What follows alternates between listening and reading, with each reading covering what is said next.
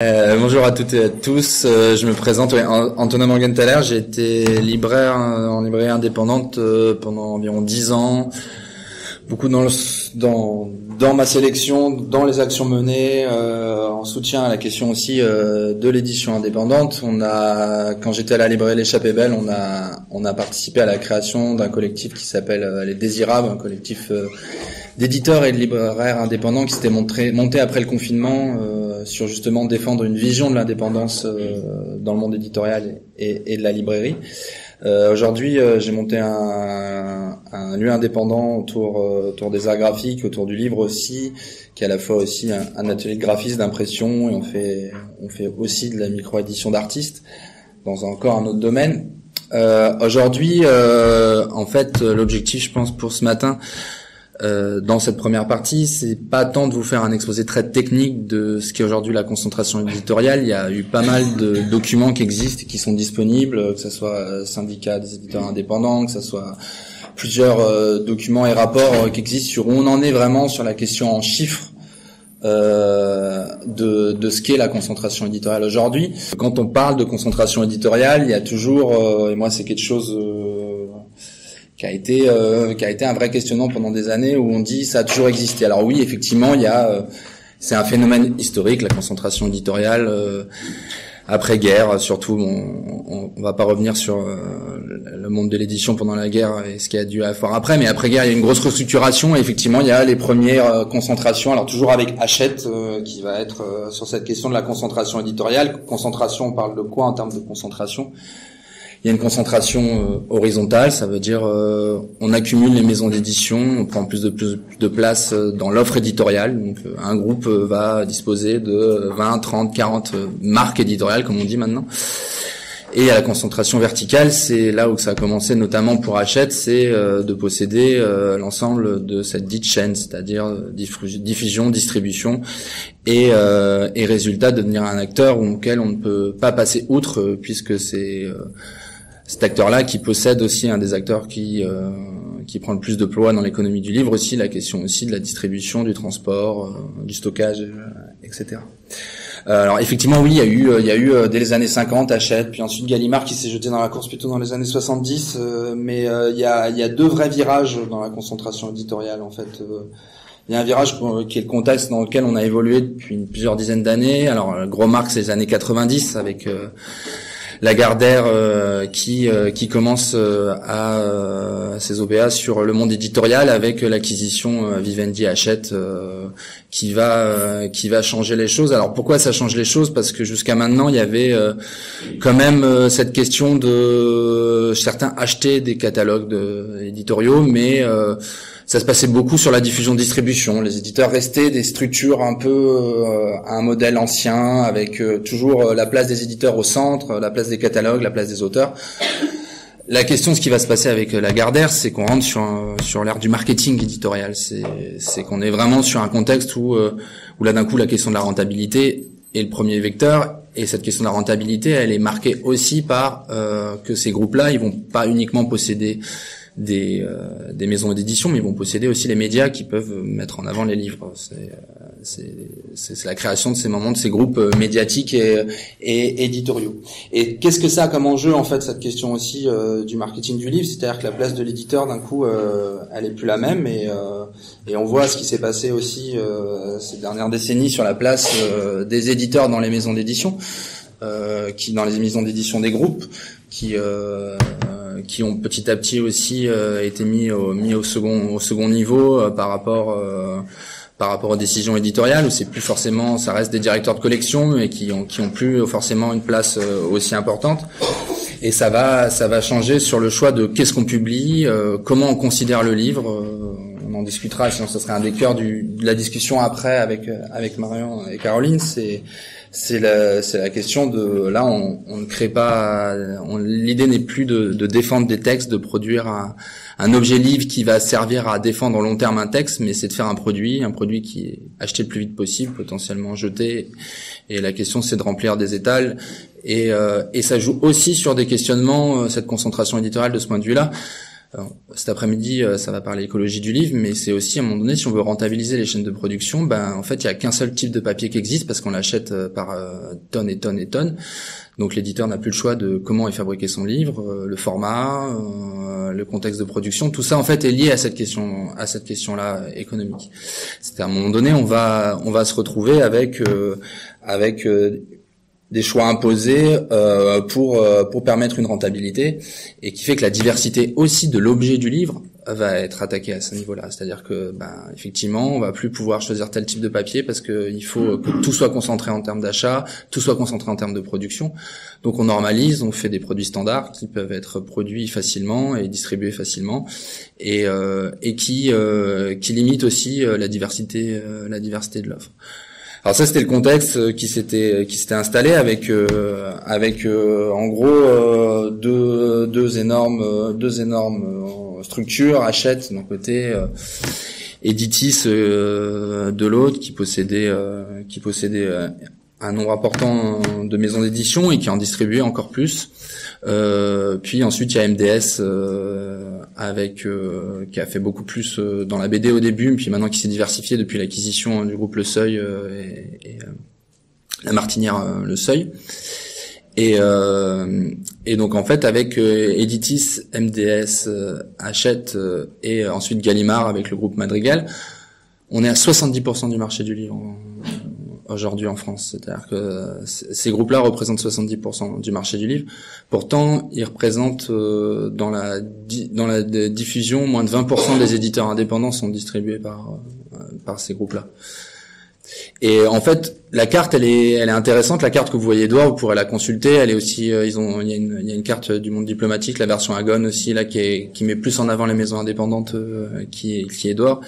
Elle est intéressante. Après, les défauts d'une image figée, c'est qu'elle donne une image sur un temps donné. Mais ce qui s'est passé de ces maisons-là, c'est qu'il y a eu beaucoup de confusion, et c'est vrai que pour les professionnels du livre, alors moi j'étais en librairie, c'était le cas, en bibliothèque c'est pareil, on n'arrive plus à s'y retrouver qui appartient au groupe souvent, parce qu'en fait il y a eu aussi une politique achat-acquisition nombreuse, et on en discutera aussi après. Mais qui a plusieurs aspects, qui a des politiques offensives d'achat, c'est-à-dire que pour prendre plus de parts de marché, ces gros groupes ont créé des marques éditoriales qui des fois sont le rachat de maisons d'édition indépendantes, des fois sont des créations pour avoir l'air d'une maison indépendante, tout en appartenant à un groupe et en essayant de prendre une part de marché. Mais ce contexte-là, il est lié aussi à une réalité économique, et on en parlera, c'est que des fois c'est une offensive, des fois c'est à un moment donné aussi un choix de certains éditeurs indépendants qui, en ayant été en difficulté pendant 10, 15, 20 ans, à un moment donné, font le choix de rentrer dans un groupe parce qu'il y a un salaire et qu'à un moment donné, ils peuvent continuer leur activité éditoriale avec des fois des difficultés ou pas, mais une sécurité. C'est ce qui s'est passé notamment là. Vous voyez dans la carte, vous avez des acteurs comme le Nouvel Attila ou des choses comme ça qui sont des acteurs historiques importants de l'indépendance en édition, et qui ont fini par entrer dans des groupes éditoriaux aujourd'hui pour assurer une sécurité.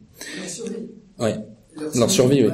Non, pour assurer, je veux dire, une sécurité, pour ne pas mourir, et qui en fait, il y a cette question-là qui est une réalité, c'est-à-dire que dans la cartographie, vous voyez, il y a énormément de maisons d'édition qui sont mises dans les groupes, qui sont en fait des éditions indépendantes, qui ont créé des catalogues, qui ont eu toute la difficulté d'exister, de se faire apparaître à ce moment-là, et une fois que c'était identifié par le lectorat, ça a été racheté par un groupe, parce que en fait cette situation économique était intenable. Alors cette situation économique elle est intenable parce que le monde de l'édition il est difficile, mais parce que comme je disais, en fait il y a aussi à un moment donné les acteurs des gros groupes, c'est ceux aussi qui possèdent une grande partie des médias. Aujourd'hui Bolloré qui avait Editis a revendu Editis pour une raison, parce que l'autorité de la concurrence dit qu'il pouvait pas à un moment donné posséder 50% du marché éditorial. Il a repris Hachette, mais Bolloré, voilà, c'est News, Europe 1, Paris Match, le journal du dimanche. Vous avez Editis qui a été revendu à Kretinsky, qui est milliardaire tchèque, qui a fait fortune dans le charbon, mais qui possède Elle, qui a été actionnaire majoritaire du Monde pendant des années, qui soutient Libération, qui a 20% de Fnac Darty. Bolloré, il a tous les points relais, par exemple, dans les gares. Donc en fait, voilà, concentration éditoriale, c'est que aussi tous les acteurs derrière, on n'est pas juste dans la question éditoriale, c'est vraiment en fait une concentration où ils achètent les acteurs qui sont ceux qui prescrivent, ceux qui vendent, et ce qui fait que qu'ils choisissent qui est en tête de gondole, qui est dans le JT, qui est mis en avant dans la presse papier. Et en fait, on se retrouve avec ces mêmes acteurs. Et alors, il n'est pas de question de diaboliser les groupes, il y a des super éditeurs dans les groupes, il y a des super publications dans les groupes, c'est juste avoir une réalité aussi de qu'est-ce que ça veut dire ces groupes derrière en termes d'économie. MDS, vous avez le neveu de Michelin qui est à la tête du groupe MDS. Parmi les actionnaires, il y a AXA Assurance. Gallimard, il y a un peu plus de 10% qui appartient au groupe LVMH. Sur le groupe Madrigal, et Hachette appartient à Bolloré, donc c'est News, et comme je vous ai dit, Editis, c'est Kretinsky qui possède un empire médiatique maintenant aussi important.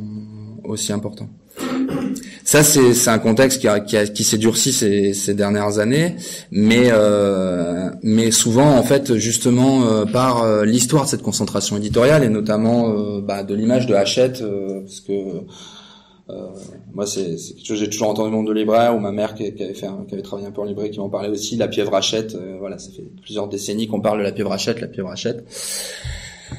La question est qu'aujourd'hui le contexte a quand même changé sur une dimension, c'est qu'on était passé de l'ère d'achat des moyens de diffusion et de distribution à une ère marketing vraiment, où avec l'arrivée de Lagardère, la question du livre vu purement comme un produit dans une partie de la concentration éditoriale.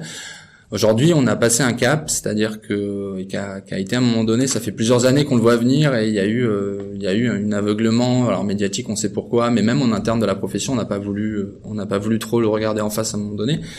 C'est qu'il y a des nouveaux acteurs où eux, la question qu'ils prenaient, c'était la rentabilité économique dans ces gros groupes, ce qui a permis à des maisons avec une vraie ligne éditoriale et un vrai enjeu à la fois éditorial et social, comme par exemple les éditions La Découverte, qui ont été un groupe Editis qui appartenait à Bolloré pendant des années, de continuer à avoir une vraie activité éditoriale en disant tant qu'on est viable et tant qu'on arrive à maintenir un flot économique sans coûter d'argent, etc., c'est des investisseurs, ils nous laisseront faire, ensuite la ligne éditoriale, ça nous regarde.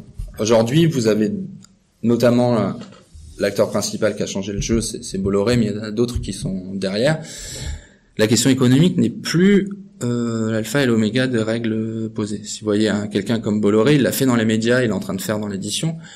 Il achète des symboles importants, il l'a fait avec Canal+, et il le vide de ses équipes. Jusqu'à maintenant, en fait, il y avait ce côté fusion-acquisition. Il y avait des groupes éditoriaux qui étaient achetés, rachetés, revendus.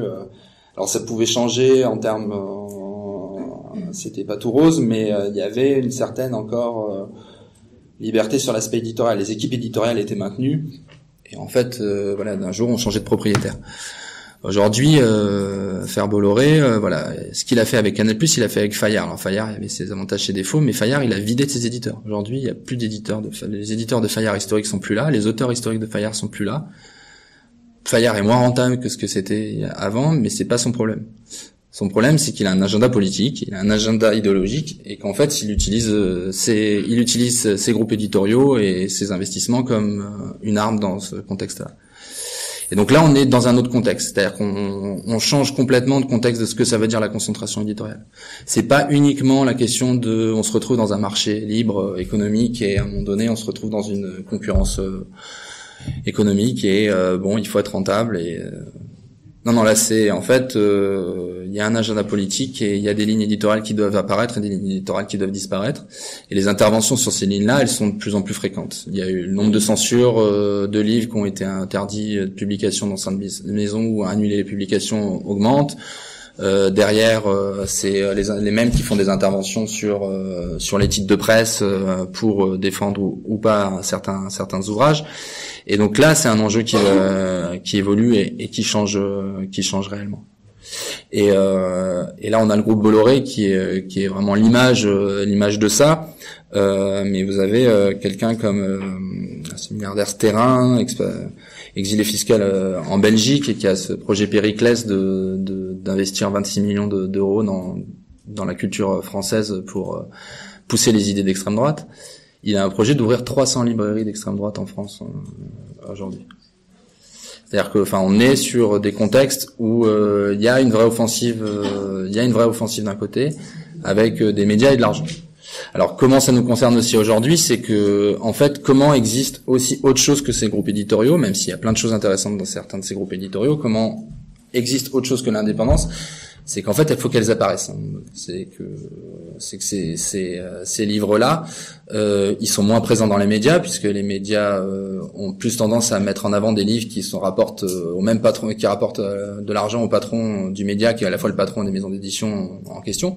C'est sûr que c'est plus avantageux, et c'est pas forcément parce qu'il y a un calcul machiavélique des journalistes en place. C'est simplement que, en fait, la chaîne, ils reçoivent ces livres-là, tout est fait pour que ça mis en avant. Il y a une facilité d'inviter et de recevoir ces auteurs-là. Et puis il y a à un moment donné quelque chose qui se fait sans avoir forcément conscience, des fois de répondre à un agenda. Des fois c'est fait avec toute bonne volonté de certains journalistes et certaines personnes dans les médias, ou pas, pas pour tous, mais il y en a une partie, en tout cas, il y a le cas.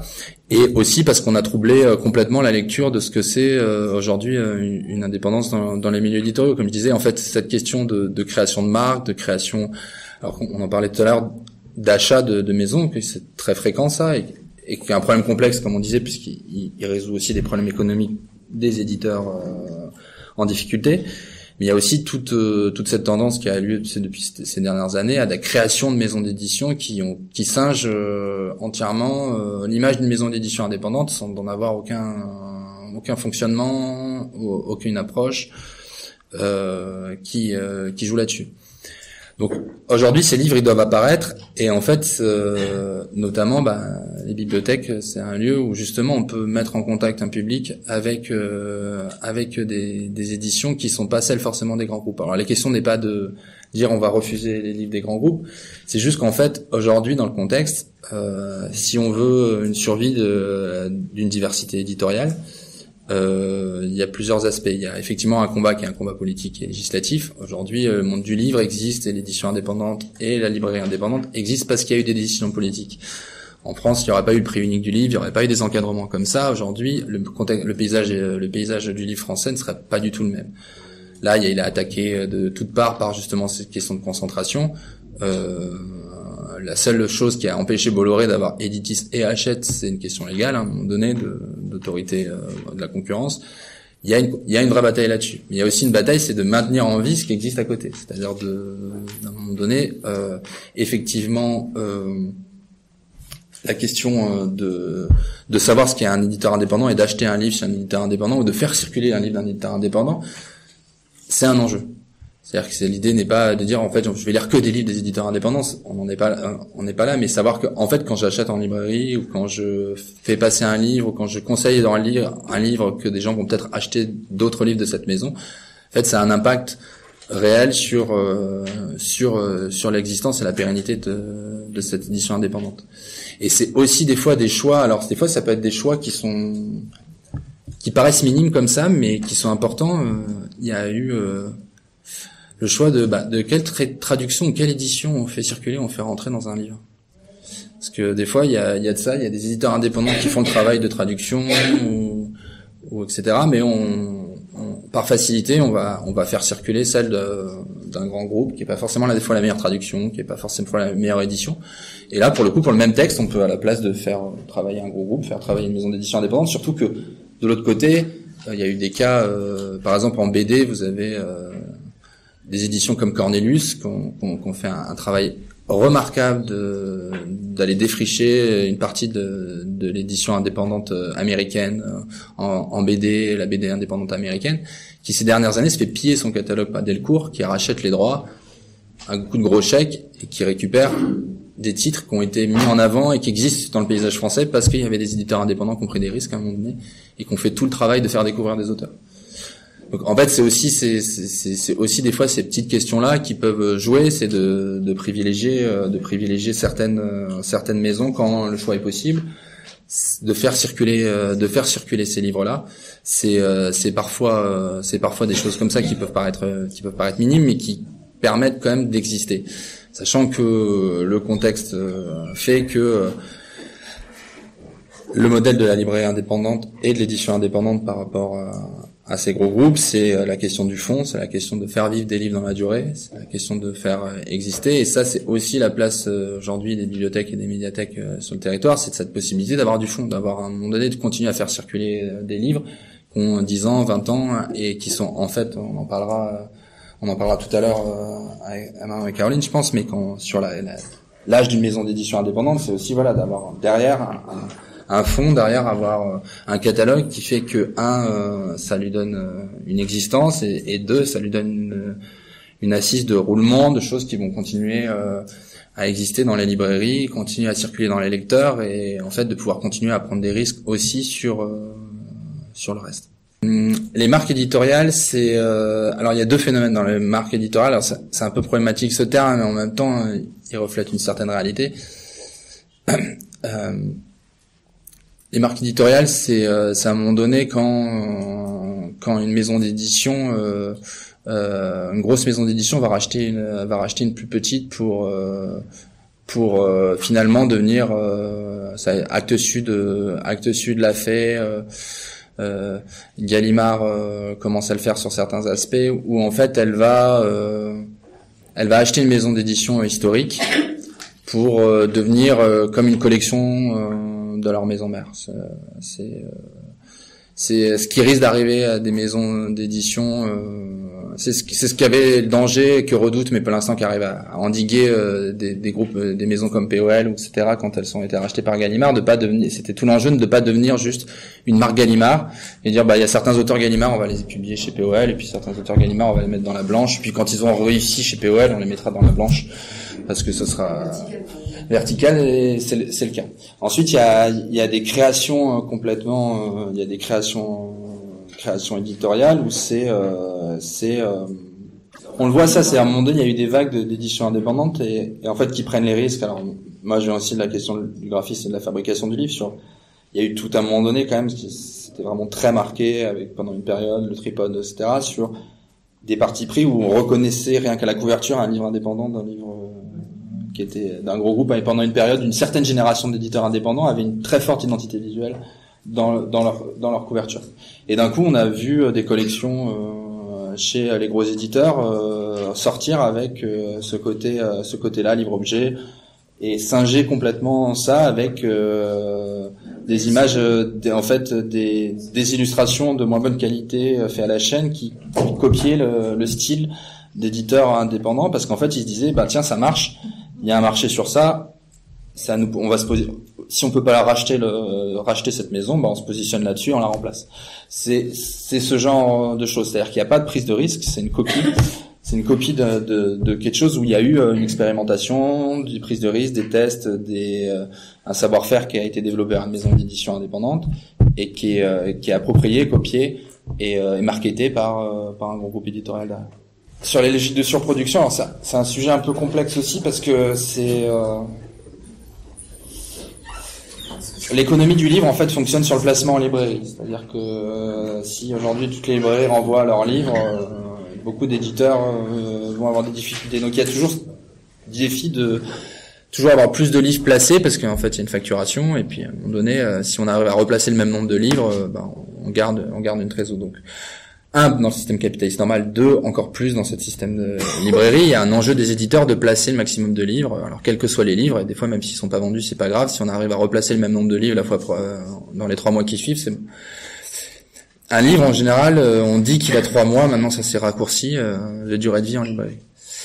Et donc, en fait, c'est logique, c'est qu'il doit être présent partout. On a aussi des habitudes qui ont été installées à la fois chez les libraires, chez les lecteurs, etc., de l'immédiateté grâce à des gens comme Amazon, etc. Donc, la rupture de stock, c'est pas possible. Attendre pour commander un livre, c'est difficile, etc. Ce qui fait que ça doit être présent partout, avoir le stock nécessaire et estimer ça peut marcher. Donc on va produire vraiment des livres en sachant très bien qu'il y a 50%, 60% des fois qui vont partir au pilon 6 mois plus tard. Et donc ça joue aussi, on parlait d'écologie, sur les contextes de production. C'est-à-dire que si on doit faire un livre qui doit être pas cher, rentable, placé partout, et dont 60% du stock peut être détruit sans avoir d'impact économique, c'est-à-dire que le coût de production du livre, il doit être de plus en plus bas, et donc c'est pour ça que une grande partie sont imprimées en Chine aussi. C'est qu'à un moment donné, vous avez une nécessité de pouvoir avoir un livre destructible, donc un livre qui ne coûte vraiment rien à la production. Et c'est aussi sur le type de livre que vous publiez, c'est-à-dire que il faut que ça soit un livre qui corresponde au temps médiatique. Donc effectivement, on est sur 2-3 mois d'existence. Il faut que ça soit immédiat. Il faut que ça fonctionne, et des livres qui vont prendre du temps à s'installer, qui vont avoir une vie longue, c'est pas valorisé, d'autant plus que la pression du nombre de publications plus les questions économiques sur la librairie fait qu'il y a moi j'ai été en librairie, c'est le nombre d'arrivées de nouveautés, ça pousse les livres qui ont quelques semaines, quelques mois vers la sortie de la librairie, donc vers les retours. Et donc une partie, alors sur la réalité derrière de ce que deviennent les retours dans l'indépendance ou dans les groupes, dans les groupes c'est toujours à peu près la même chose, ça part au pilon. Dans les gros groupes, dans l'indépendance, il y a une difficulté qui est réelle, c'est qu'à un moment donné, maintenir ces livres et les récupérer, ça coûte plus cher que des fois en termes de stockage, etc. Donc certains choisissent d'essayer de pas en placer tant que ça, mais acceptent qu'il y ait de la destruction, parce qu'à un moment donné, il faut aller sinon récupérer les livres, les restocker, etc. D'autres font l'exercice d'aller récupérer les invendus et de restocker les invendus. Mais c'est une chaîne de production qui va vraiment vers la question du livre jetable, avec des aberrations de production qui sont quand même dingues. C'est-à-dire que une partie, en fait, la pâte à papier qui est produite en pilonnant du livre, elle va être envoyée en Chine pour réimprimer des livres, en fait. Elle est recyclée pour être envoyée en Chine, et ensuite on réimprime. Elle a fait 4 fois le tour de la planète, la pâte à papier. Et on va réimprimer et reproduire.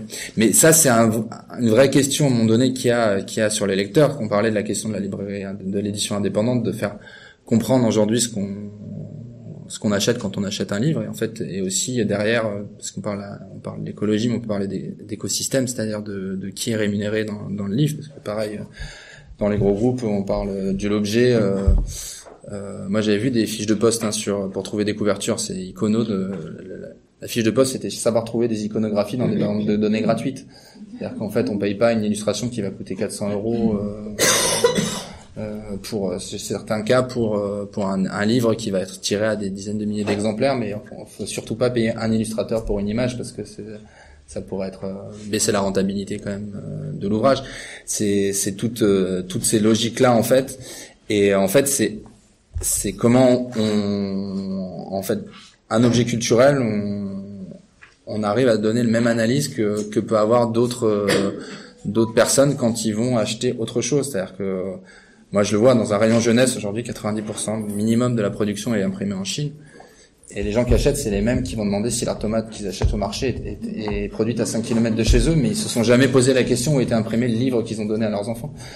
Et en fait, c'est des vraies questions des fois qui se posent, mais qu'il faut poser dans l'espace public, parce qu'à un moment donné, ces questions-là, elles existent. Et c'est-à-dire que si on veut aussi, on parle toujours de la chaîne du livre, que ça soit d'avoir une chaîne économique, etc. En fait, aussi de pouvoir produire en partie. Alors tout n'est pas productible en France, je ne dis pas ça, mais en fait de réfléchir aussi comment aussi les différents acteurs peuvent être pensés. Et en fait, c'est aussi comment on pense l'objet. Ça peut être des choses différentes.